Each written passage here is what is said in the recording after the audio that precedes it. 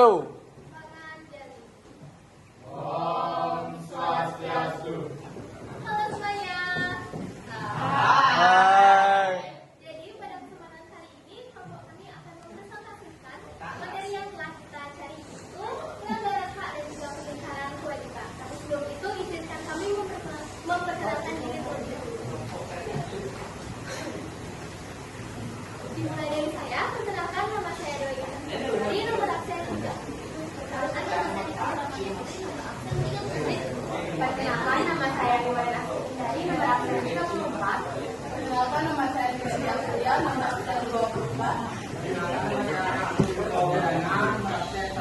Perkenalkan nama saya Ibu Punya Managis Pradabudha, nomor absen 10. Jadi presentasi akan kita mulai dari materi pertama, yaitu definisi yang akan dipresentasikan oleh kami. Jadi pelanggaran hak. Seperti yang kita tahu, hak adalah sesuatu atau semua hal yang harus kita dapatkan. Pelanggaran hak adalah tindakan yang melanggar hak yang dimiliki oleh seseorang atau sekelompok orang, baik secara sengaja maupun tidak sengaja. Selanjutnya adalah pengingkaran kewajiban. Kewajiban adalah sesuatu yang harus kita jalankan untuk mendapatkan hak. Pengingkaran kewajiban adalah perilaku yang menghindari atau tidak bertanggung jawab dalam melaksanakan kewajiban sebagai warga negara. Selanjutnya adalah faktor-faktor penyebab pelanggaran hak dan pengingkaran kewajiban yang akan dipresentasikan oleh kami. Lalu ada beberapa penyebabnya. Yang pertama ada ketidaktahuan atau kurangnya kesadaran hukum. Yang kedua, penyalahgunaan kekuasaan. Yang ketiga ada ketidakadilan sosial dan ekonomi. Dan keempat ada kelemahan penegakan hukum. Yang kelima ada kurangnya pendidikan kewarganegaraan. Baik, selanjutnya adalah contoh kasus pelanggaran hak yang akan dipresentasikan oleh Robi. Jadi di sini saya akan mempresentasikan pelanggaran berekspresi. Pada beberapa kesempatan warga negara yang menyuarakan pendapat mereka, baik melalui media sosial atau demonstrasi, dibatasi atau ditangkap karena dianggap melakukan ketertiban umum. Kata ini termasuk pembubaran paksa demonstrasi mahasiswa atau penangkapan aktivis yang mengkritik pemerintah.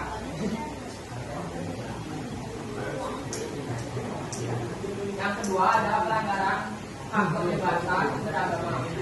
Ada beberapa kasus intoleransi agama di mana warga negara yang mempraktikkan keyakinan minoritas mengalami diskriminasi atau bahkan tindakan kekerasan, dan negara gagal memberikan perlindungan yang cukup. Selanjutnya adalah contoh kasus pengingkaran kewajiban yang akan dipresentasikan oleh kita. Contohnya adalah tidak membayar pajak. Salah satu kewajiban utama warga negara adalah membayar pajak kepada negara. Contoh kasusnya adalah seorang pengusaha yang menyembunyikan pendapat atau tidak melaporkan pajaknya dengan benar, sehingga mengakibatkan kerugian bagi negara. Ini termasuk dalam pelanggaran hukum yang berat. Yang kedua ada tidak mematuhi hukum dan peraturan. Pelanggaran kewajiban ini terjadi ketika warga negara melanggar undang-undang yang berlaku di negaranya, seperti pelanggaran lalu lintas, tindakan kriminal atau perilaku yang mengganggu ketertiban umum.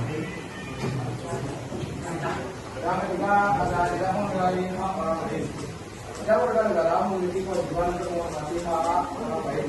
Contoh kasus adalah diskriminasi, perundungan atau bullying yang merupakan pelanggaran terhadap kewajiban sosial hidup dalam hal ini. Selanjutnya adalah dampak yang ditimbulkan dari pelanggaran hak dan juga pengingkaran kewajiban yang akan dipresentasikan oleh aktivis dan juga. Baik, sebelumnya saya ucapkan terima kasih kepada moderator atas waktu yang diberikan. Jadi kali ini saya akan mempresentasikan mengenai dampak dari pelanggaran hak dan pengingkaran kewajiban. Yang pertama ada ketimpangan sosial. Ketimpangan atau ketidakadilan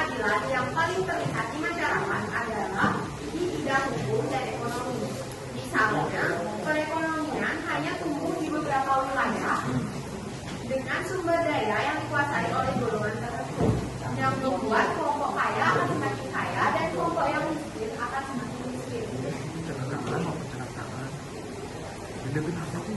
Nah, yang kedua yaitu tidak terciptanya kerukunan. Kerukunan adalah sikap yang harus dijaga untuk tidak saling bermusuhan dan saling menjaga satu sama lain.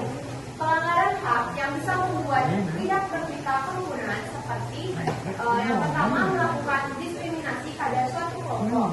Sementara itu pelanggaran kewajiban bisa terjadi saat ada orang yang merusak fasilitas umum dan tidak taat terhadap peraturan.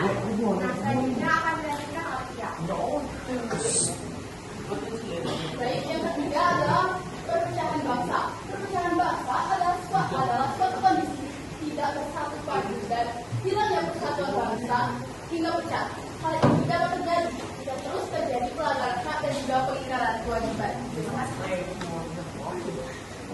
Selanjutnya adalah penanganan dan juga upaya mencegah pelanggaran hak dan juga pengingkaran kewajiban yang akan dipresentasikan oleh Anania dan juga Jadi yang pertama itu adalah meningkatkan kesadaran masyarakat melalui pendidikan.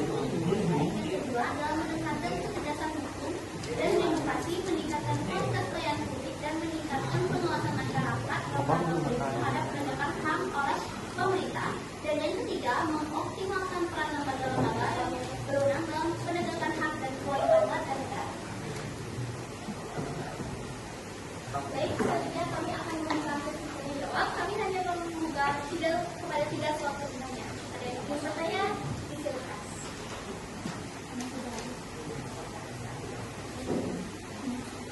Kepada Ida, silakan. Perkenalkan, nama saya Rika Wanidari Devi, nomor absen 26. Jadi di sini saya mau bertanya bagaimana peran pemerintah dalam memastikan bahwa hak warga negara tidak diingkari.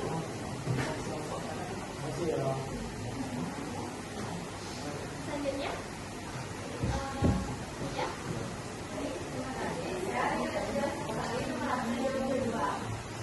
Apa perbedaan antara hak asasi manusia atau HAM dan hak-hak yang diatur oleh undang-undang? Pertanyaan terakhir. Silakan dari Pertanyaan dari saya yaitu tadi kan kalian membahas pelanggaran hak serta pengingkaran kewajiban. Nah, menurut kalian apa hubungan erat antara hak dan kewajiban? terima kasih. Izinkan kami untuk berdiskusi dulu.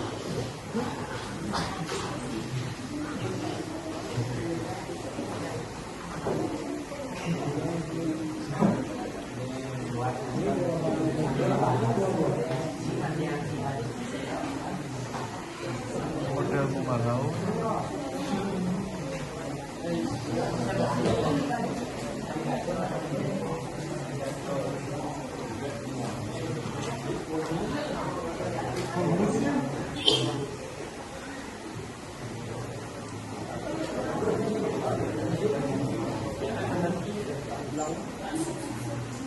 Belum, adik lihat belum?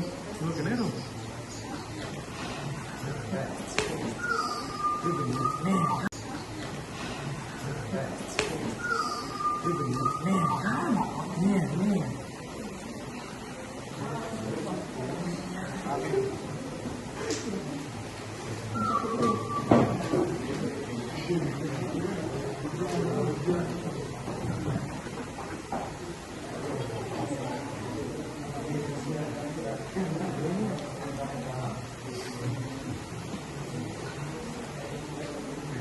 Siapa? Dulu di sini.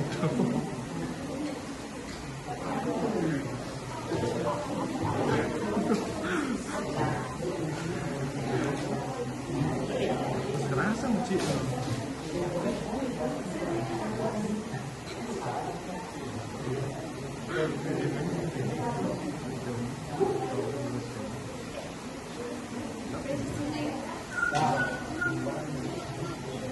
Belum sana sih.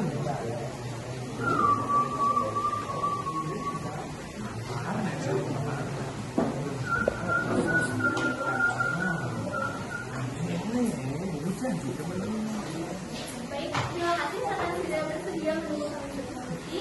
Jadi pertanyaan pertama dari Ida akan dijawab oleh Agus. Kasih menjawab untuk pertanyaan dari Dinda. Pertanyaannya, peran pemerintah dalam memastikan hak warga negara tidak diingkari sangat penting dan dilakukan melalui beberapa cara. Jawaban dari hasil diskusi kita yaitu membuat dan menegakkan hukum. Pemerintah menyusun undang-undang dan peraturan yang menjamin hak dasar warga negara seperti hak akan pendidikan, kesehatan, pekerjaan, dan keamanan. Lalu yang kedua, menyediakan pelayanan publik, yaitu pemerintah mewajibkan untuk menyediakan layanan publik yang memadai dan mendapatkan diakses oleh semua warga negara, seperti layanan kesehatan, pendidikan, transportasi, dan hal ini bertujuan agar setiap warga dapat menikmati hak-haknya secara merata. Yang ketiga, menjamin partisipasi politik. Pemerintah juga memastikan hak. Apakah jawaban diterima? Ya. Terima kasih. Selanjutnya pertanyaan kedua dari Dinda akan dibacakan oleh Dewi. Jadi pertanyaannya adalah apa perbedaan antara hak asasi manusia atau HAM dan hak-hak yang diatur oleh undang-undang? Jadi hak asasi manusia atau hak HAM adalah hak universal yang dimiliki setiap individu yang jelas, berlaku secara global tanpa memandang kebangsaan, agama, atau suatu sosial kebebasan berpendapat, kebebasan dan diskriminasi. Sedangkan hak yang diatur oleh undang-undang adalah hak khusus yang diberikan oleh pemerintah dalam suatu negara dan bisa berbeda tergantung kebijakan atau peraturan yang dibuat, seperti hak asasi manusia atau hak mendapat bantuan sosial. Hak ini bisa diubah atau diatur ulang melalui legislasi pemerintah.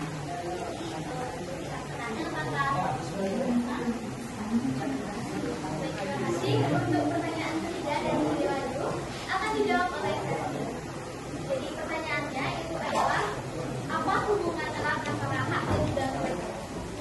Jadi seperti yang kita ketahui, hak merupakan sesuatu yang harus kita dapatkan, sedangkan kewajiban adalah sesuatu yang akan kita lakukan untuk mendapatkan hak. Keduanya akan berkaitan, yang dimana hak memberi kebebasan dan keuntungan kepada seseorang, sementara kewajiban adalah hal yang harus dilakukan seseorang untuk mendapatkan haknya. Keduanya harus dijalankan dengan seimbang agar tercapainya hak. Apakah tidak diterima?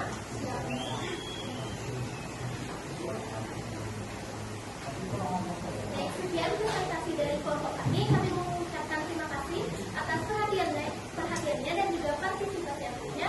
Akhir kata kami akhiri dengan cara berkata.